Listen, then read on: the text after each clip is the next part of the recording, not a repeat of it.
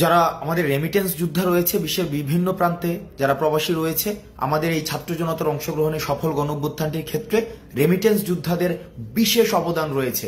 আমরা দেখেছি রেমিটেন্স যোদ্ধারা আমাদের সমন্বয়কদেরকে যখন বিভিন্ন আইনশৃঙ্খলা রক্ষাকারী বাহিনী ধরে নিয়ে যায়, তখন তারা স্বপ্রণোদিতভাবে রেমিটেন্স শাটডাউন কর্মসূচি পালন করে, যেটি ছাত্র জনতার, ছাত্র নাগরিকের অংশগ্রহণে গণঅভ্যুত্থানটি সফল করার ক্ষেত্রে বিশেষ ভূমিকা পালন করে।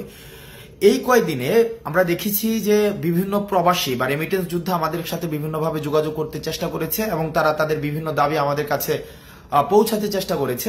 আমরা প্রত্যেকটি দাবিকে বিশেষভাবে গুরুত্ব দিচ্ছি এবং বিশেষ করে কিছু দাবি আমাদের নজরে এসেছে। আমি এর মধ্যে কিছু দাবি নিয়ে কথা বলবো।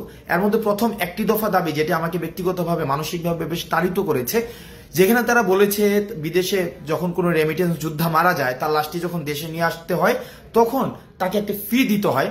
আমরা এই জায়গায় তারা এই ফিটি চাচ্ছেন না বা এই ফিটি তারা দেওয়ার মতো, বা আমরাও এটা মনে করি যে রেমিটেন্স যোদ্ধা যারা দেশের জন্য বাইরে থেকে কাজ করেছে, তাদের যে অপঘাতে মৃত্যু বা স্বাভাবিক মৃত্যু যখন হয়, তারা যখন দেশে আসতে চায় বা দেশে তাদের লাশটা নিয়ে আসতে হয়, সেক্ষেত্রে আমরাও বিশ্বাস করি কোনো ধরনের ফি থাকা উচিত নয়। সুতরাং এই বিষয়টি নিশ্চয়ই অ্যাড্রেস করা হবে।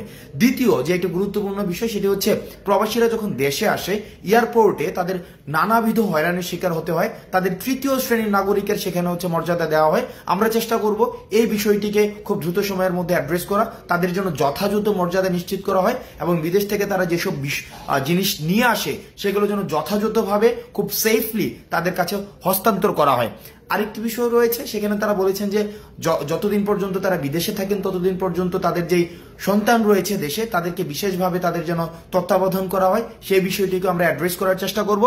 এবং আরেকটি বিষয় রয়েছে, তারা যখন বিদেশে যেতে চায়, বিদেশে যাওয়ার ক্ষেত্রে তাদেরকে কর্মসংস্থান ব্যাংক থেকে যে ঋণটি নিতে হয়, সেই ঋণটি নেয়ার ক্ষেত্রে বিভিন্ন ধরনের জটিলতা সেখানে রয়েছে। সেই জটিলতা নিরসনের জন্য তারা চাচ্ছেন আমরা যেন সেই বিষয়টি নিয়ে কথা বলি এবং জটিলতা নিরসনে যেন যথাযথ পদক্ষেপ নেওয়া হয়।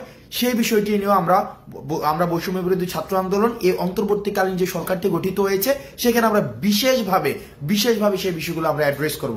এখন বর্তমানে যারা রেমিটেন্স যোদ্ধা বিশ্বের বিভিন্ন প্রান্তে রয়েছেন, আমরা আহ্বান জানাবো আপনাদের কাছে, বাংলাদেশ যে অন্তর্বর্তীকালীন সরকার গঠিত হয়েছে, সেই সরকারের হাতকে শক্তিশালী করার জন্য এবং আমরা যেই বৈষম্যহীন বাংলাদেশের স্বপ্ন আমরা দেখেছি, সেই স্বপ্নকে প্রভাবিত করার জন্য, সেই স্বপ্নকে গতিশীল করার জন্য এবং সেই স্বপ্নকে বাস্তবায়ন করার জন্য আমরা বিশ্বাস করি রেমিটেন্স যোদ্ধাদের সহায়তা ছাড়া সেটি কখনোই সম্ভব না।